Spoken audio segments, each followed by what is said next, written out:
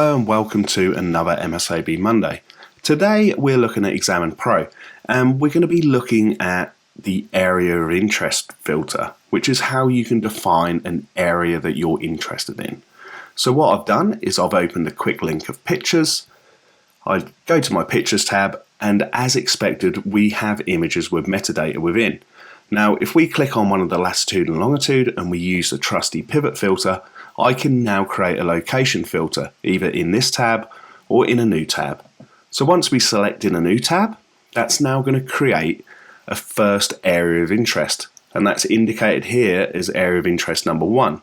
So if we now right click that and view, we can now see the map with all associated metadata containing location data. So if I zoomed in here and I wanted to concentrate on Atlanta in Georgia, I can now add an area of interest, and now all I need to do is with my mouse click, I am only going to see those 68 artifacts for that area of interest. Now I could rename this to something more relevant so I know for future investigations, and ultimately I could save this as a quick view.